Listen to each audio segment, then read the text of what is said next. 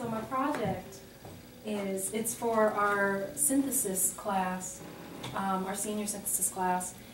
And it was basically like pick a piece, talk about it. And I was picking my project subject in the midst of all of our Black History Month preparations. And so it kind of occurred to me that I wanted to do my project on the teaching of African American music, especially the spiritual. And essentially, because when we're in the midst of doing all of the Black history stuff, excuse me, there seems to be a theme of we need to do this because this is our music. We need to keep our music alive because if we don't, we will. And so I kind of very vaguely made that the topic of my project. And I wanted to do your spirituals because I enjoy them. They are great arrangements.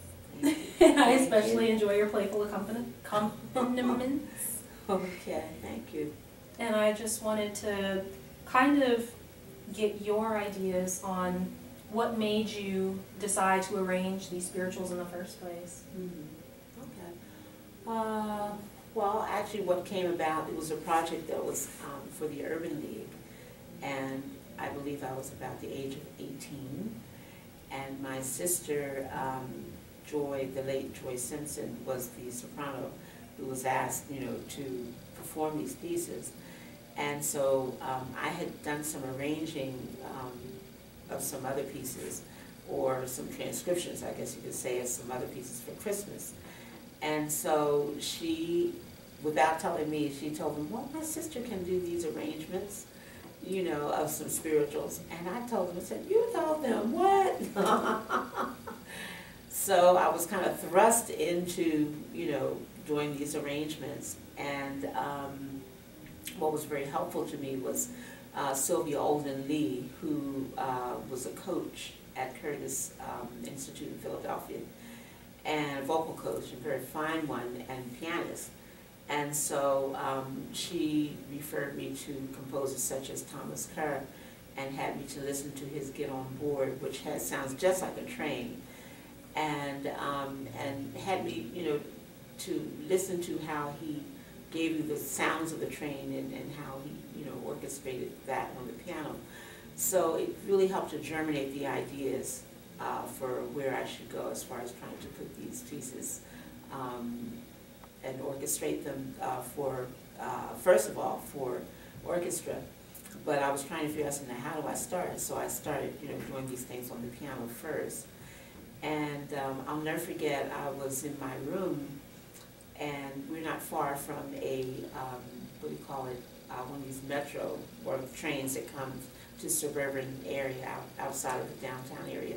And I heard these train whistles, and I heard the upper partials, and I said, that sounds like some ideas for my train for Get On Board. So, so the whole project kind of evolved with things I began to hear after hearing Thomas Kerr's rendition of Get On Board. And you wrote this for your sister to sing, so you had her voice in mind. I had her voice in mind, and then I was also told that George Shirley was going to also be a part of this project. And so I think that she was primarily supposed to do 3 pieces, and then they were going to do a piece together. So I ended up doing the Get On Board as the piece that they would do together as a duet. And it starts off with a all aboard. So I was thinking that's the perfect thing, to have a male voice, to do that. So that's why I chose Get On Board to be the duet that they would both sing together. And for the other ones, the other spirituals, how did you choose them? I know that you have an arrangement of Oh, What a Beautiful City and Little David, and sometimes I Feel Like a Motherless Child. And how did you choose all of them? Well, actually, these were choices of my sister. Okay. And she had told me she did Little David. She'd always wanted to do something based on that.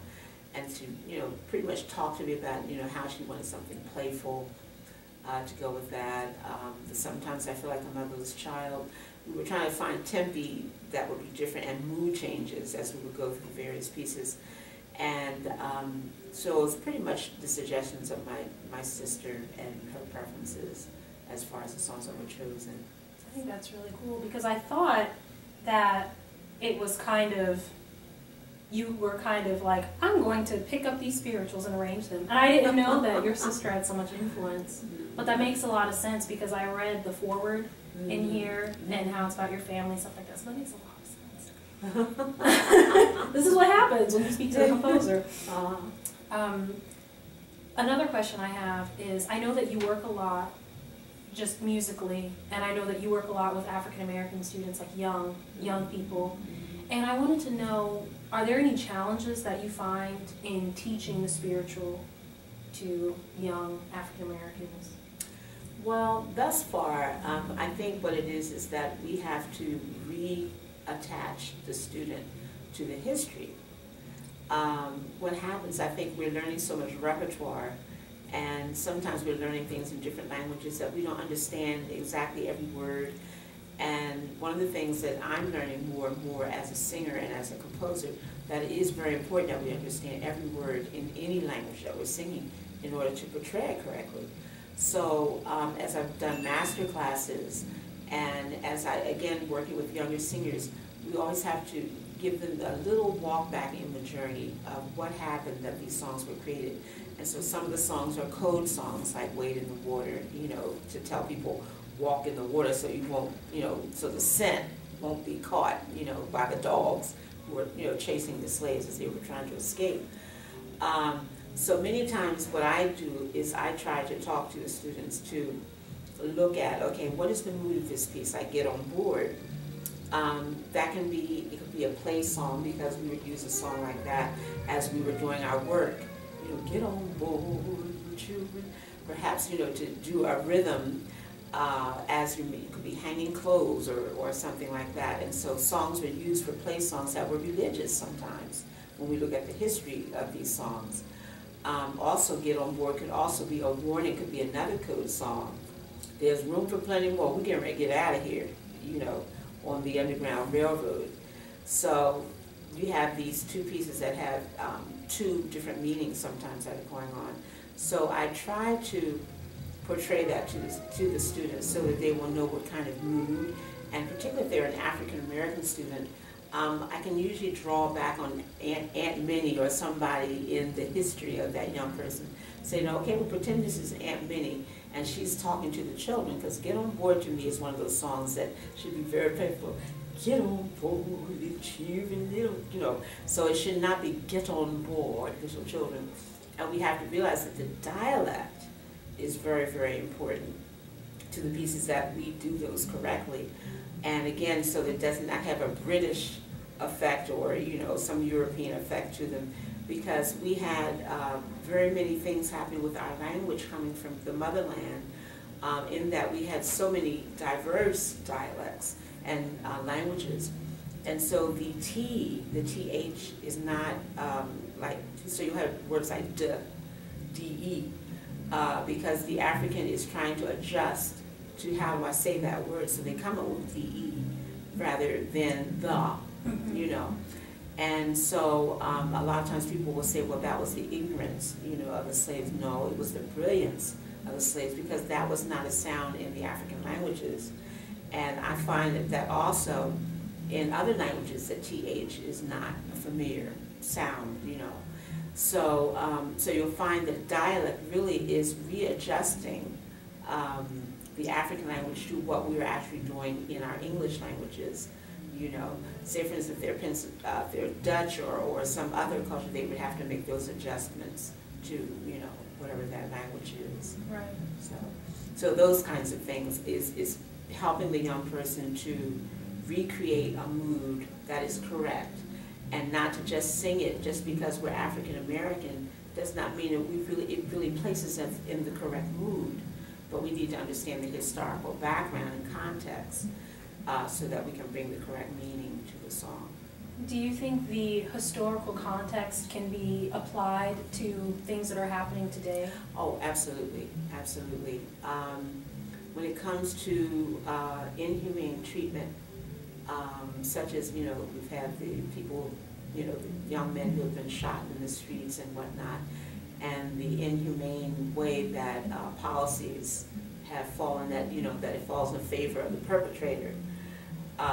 You know, well, I shouldn't say perpetrator, but those who will shoot the guns, you know, we're talking about policemen, being able to do that and not having to question, not to be questioned, you know, well, why did you do this in this particular instance when a young man had no gun or no weapon, you know, what was the reason, you know, and then to be shot numerous times without a weapon in hand. It kind of, it looks similar to the idea of lynching, and there are lots of similarities in the time of slavery, during the time of the 60s, before the civil rights, various bills and things were passed. So I find that sometimes is an issue as well. Sounds like I think it's over here.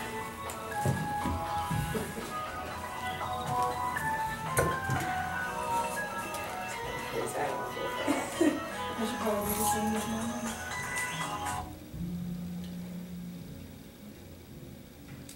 Yeah, I thought I'd turn that down. That's okay.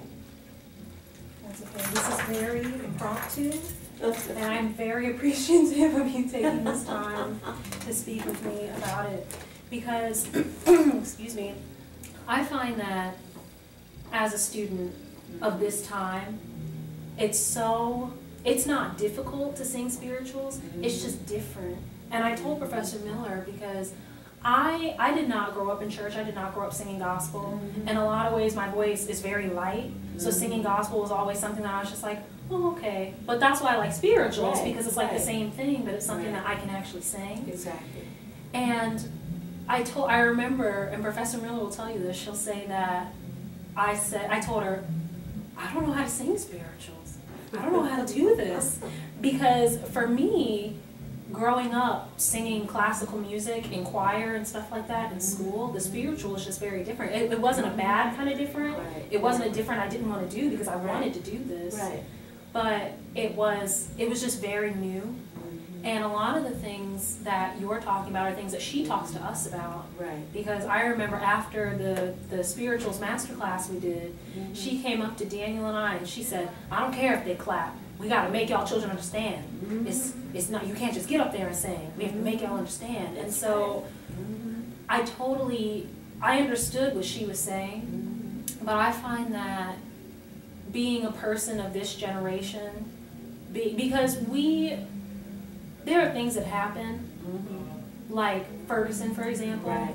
where we could have been in the streets singing, marching. Exactly.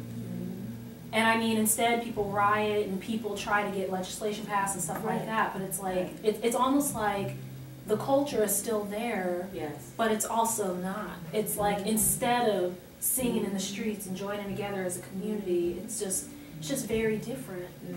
And I don't know if it has to do with technology. I don't know what it has to do with, but it's just it's almost like there's a disconnect. And what I'm trying to figure out is how to recreate that connection. And I almost think that people don't want to recreate that connection because it was such a painful time. But it's still a painful time. It really has not left us as a people. What we're seeing is that it's just taken different forms. In fact, there's talk about this gentleman out in Mississippi who was found hung on a tree. This is recent. And I said to myself, we're not known for hanging ourselves in trees. And how do you do that anyway, you know? And which lets me know it's not totally dead. You know, the young man was drugged, you know, by some gentlemen, or no, they weren't quite gentlemen, that drugged the young man with chains until he bled to death and was bruised, you know, and bleeding and beaten. And so it's letting us know that all of this thinking is not gone totally. And these are some of the things that can make these spirituals now relive themselves in us as we sing them, because as we relate to the things, it's still the suffering that we're going through as a people, that we can still bring some of that sense of, poignancy and depth to the way that we deliver these pieces, you know. So there is something more tangible that we can get, you know, that reconnect us again to our music. I just think that, you know, we have to stay in touch with what's going on around us. and take some looks back in history and some of the tragic things that have gone through. And that not so far back in history, the 60s. Some lots of horrendous things happened to leaders who spoke out against the inhumanity of things that were going on against our people. You know, just about all of those leaders in that era, many of them were assassinated in all kinds of horrendous ways. And so our history is chock full of things that we can go back and relate to. And as I said, even now, there are things that we can look at and say, oh, we're still suffering. You know, we're still not quite where we thought we were. In a lot of ways. Yes. Can I ask a slight what is the word I'm looking for? A slight detour. Okay. Let's say that. Mm-hmm. Can I ask a little bit about your history as far as how you learned music and the influences that you had and things like that? Well, I should say some of the greatest influence I had were my mother and my father. Of course, they were both aspiring singers, and so they surrounded us with music. My father was more of a disciplinarian when it came to music. He was not want us to have rock and roll and things like that in the house. So it was Clara Ward and Mahalia Jackson were the most finger-popping music that we had. That's how it was coming up. But they were great lovers of music, and so just about all of us, I would say pretty much all of us had piano lessons at some point. And then others, I had a sister who took trombone, one sister, well actually two who took trombone, and one became an operatic singer later on. And then I had a brother who played trumpet, two sisters. This one who I mentioned, Joy, was a violinist as well as a pianist. And my other sister, Patricia, was also a violinist and took some piano. But at some point we all took up some type of instrument. So I took up piano, and I played violin just for a short time, but I couldn't get with that squeaking and squealing on the instrument, so I stuck to the piano. And I would say I was about 8 or 9 when I first heard my first composition, but it was based on a prelude later on that we found was by Chopin. And but it was the first inklings of me having some sense of composition in my heart.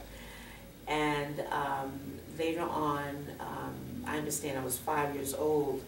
Well, I was 2 when I started actually playing the piano and started picking out things on the piano, my parents said. And my lessons started at age 5. And there was one point at that age when I was very, very ill. It was chicken pox. And I understand for about a week or so that was all that I wanted to hear was Handel's Messiah. And I would play this. My mother said it was almost 24 hours listening to Handel. And I would get upset if anybody said, who turned off my music? And I'm amazed at that, but I was fascinated, I think, with the harmonies and the orchestration and everything. And so, so I don't know, even to this day, I know a lot of the Messiah scores and various pieces from it by memory, because it was just became a part of the fabric of who I am, you know, as a musician.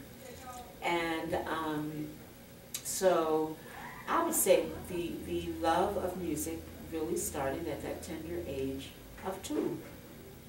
And lessons beginning at 5, and formal, I should say, formal work of, nurtured over a period of time through the Philadelphia school system of choirs, madrigals, all kinds of different singing groups that I was a part of. And then my family came together. They had us to sing for a concert that went to about 20 years of my family singing across the United States. And we sang spirituals, anthems, hymns, you know, so all of those kinds of things were going on. And by the time I reached, I think it was high school, I became interested in jazz.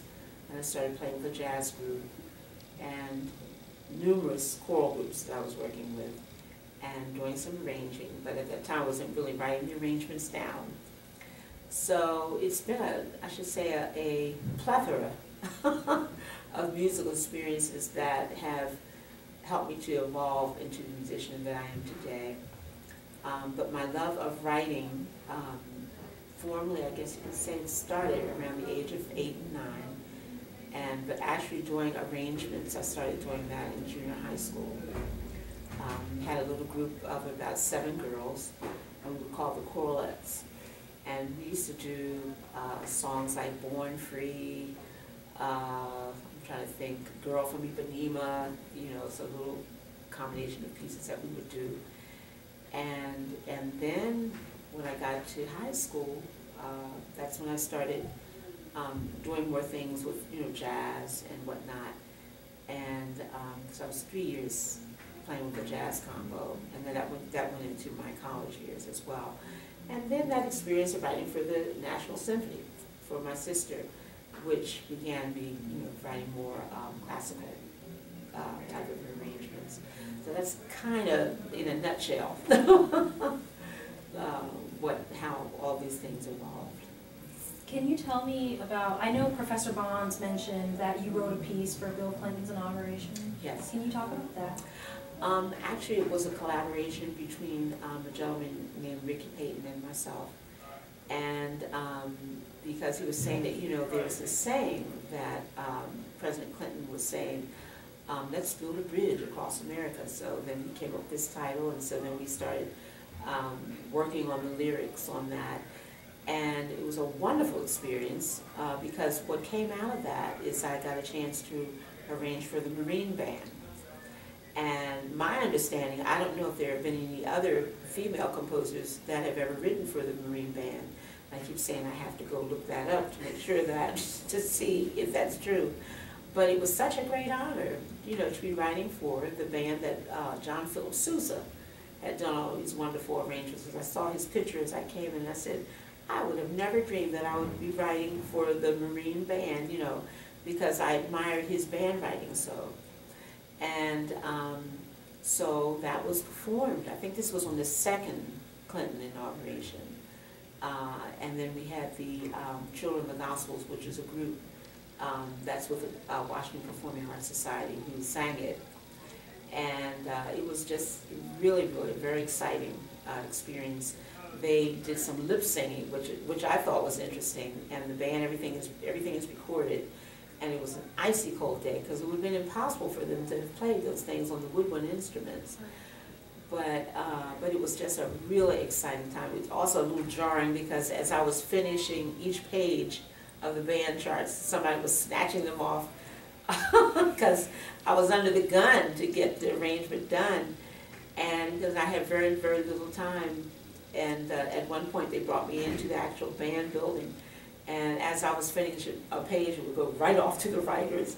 And it was just harrowing experience, but I just loved every minute of it because it gave me a chance, I think, to do something historical. And I said, if I never get a chance to write for inauguration again, that one was one I will never forget. It's just really fantastic. Oh yeah, I imagine. Is there anything that you would say to the singer doing the Songs for Joy that is not written? Well, the thing that I was excited about, that I finally got those pieces pinned, my sister was in South Africa when she passed, and this was during the time of apartheid. Mm-hmm. And one of the things that she had written to me on a postcard, she said, you need to get these things written. It was kind of hard to read these scores. So it was finally seeing those pieces written, and I said, Joy, I finally got these pieces done. It took me a number of years to do it because she died in the 80s. And so it's taken me several years to finally get those pieces written. And so I'm hoping my next volume will be some of the things I did for Kathleen Battle and Jesse Norman to try to put more of a volume of some of those pieces. But this right here to me is homage to my sister because I had learned so much from her on how to really create the spirituals. The way she would sing a spiritual, the way she would do those spirituals, in fact, were as if you were looking at someone from the pages of history. Because when she did, in fact, when she did get on board, you actually saw them on the train when she and George Shirley were singing, because they looked like they were on the train. And my other favorite that she would do, well, favorites I should say, Little David, because she would sing it as though she was singing to little children, and just so playful and wonderful. And sometimes I feel like I'm a motherless child, which was one of the songs, I think that was a song that she was singing that when she was on stage actually, and she had an aneurysm. And because I asked them what was the song that she was singing, and she was singing Sometimes I Feel Like a Motherless Child, which is in that volume. And they told me she was with such grace and poise. After she finished singing, there was an orchestral part that ends his piece. And she went down with her hands clasped, and they said she went to her knees, and then she lay prostrate. And it was almost as though that was her final, you know, piece to the world. And this was her first tour to Africa, actually her first tour abroad. And so that says something to me, that this volume is a very important work from me to commemorate the life of my sister. So that's something I would like to share in regards to that. I'm so glad I asked, because you can read that a little bit in here, but you don't get the whole story. Yeah. Yeah. I'm just so thankful that I have this chance to speak with you about your music. Thank you. Because I know that as a writer of spirituals, as an African American woman, it's just, you're so inspiring. Thank you. Because I can tell you that there are times where I sit here and I'm like, God, I don't know if I can do this. Are you sure that would? And then I was feeling that way today, and here you come. Because I'm trying to tell you, I was sitting in Professor Miller's studio, like, God, please inspire me, because Professor Miller's going to come in here, and I don't want to bring her down with my energy, but I'm just not feeling it today. And here you come. Well, I'm glad. I'm glad. If I can give motivation and strength to keep working, just it's worth it. It's worth it. Encouragement. And that's why I wanted to do this project, because I thought about doing it, and then I was like, do I really want to do this project? And then I was like, I really want to do this project. Yeah. And it's so interesting to me to learn from teachers and arrangers I don't want to say the problems with teaching African American music to people of this generation, but I know that there's a disconnect, and I want to find out where and how we can, you know, build that bridge, because I think this music is important to all of us. Well, the thing that what you're asking is the fact that we have to bring the history. It's just like if you're learning Lieder, or if you're learning a Bach piece or an operatic role, that you have to know the background. And the biggest thing about the spirituals, you have to know the background, you have to know the history. Without that history, it's just another piece of music, you know. And specific pieces have specific histories to them that people have to understand in order to interpret it correctly. So that big disconnect is the historical piece. And of course, you know, the dialect, if you're going to sing something in dialect, because it is a language, you know, and it needs to be sung correctly. So those two elements are something that really have to be given to African American spiritual singing. Do you have any, I guess I would say, pointers for singers to learn dialect other than learning it orally from a teacher? Well, I think also if you go back and look at some of these movies are very good in helping you to hear dialect. I think about Roots, some of the other films that are coming out. There's one, I'm trying to think, it was called the Slave Book, I think it was. But a lot of the songs, there are lots of songs, of course, you know, with the dialect.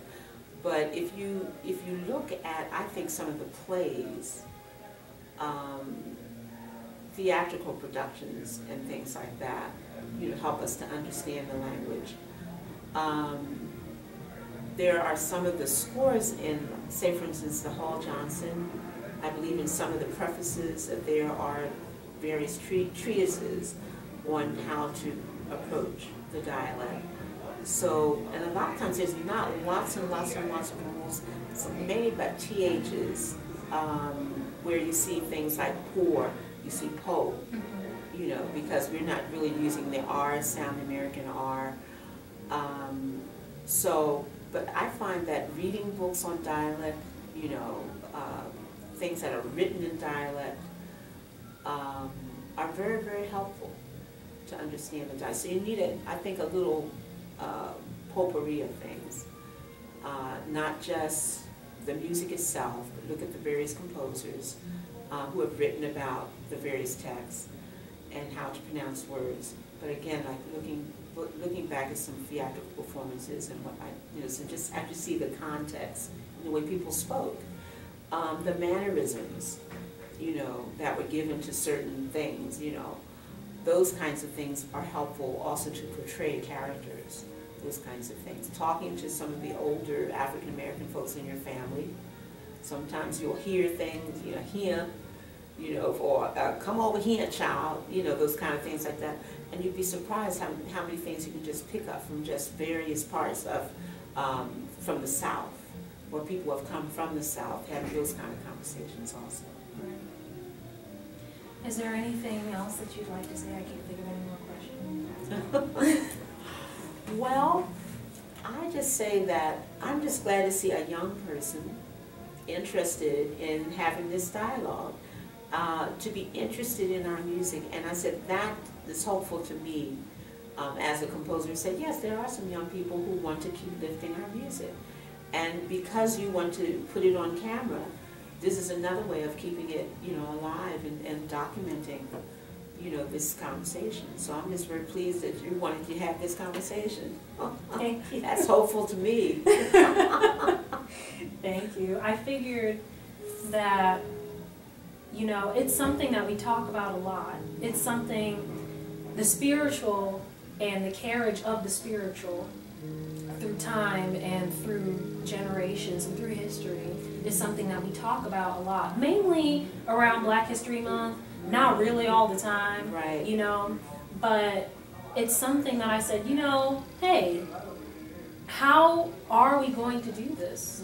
You know, how exactly do teachers and composers and arrangers see a way of us being able to carry this through, especially for a generation that feels so far away from where this music came out of. And I personally don't feel that far away, just because I know my family's history. Right. I know that my mother's family has been in Virginia for hundreds of years. They were Virginia slaves. My father's family were slaves out of Kansas. I think they were sold into the North America type area through Barbados. And they were slaves down in the South, and they moved to Kansas during the Homestead Act and stuff like that. My great-grandmother on my sister's side, so she's not really my great-grandmother, I remember my dad was telling me that he was helping her clean out her attic in Savannah, Georgia, because that's where their family is from. And he said he found a letter from PBS in a box covered in dust in her attic. And he said, "Grandmother, what's this?" And she said, "Oh, they wanted me to go talk about my family and stuff," because I think out of, she had like 9 brothers.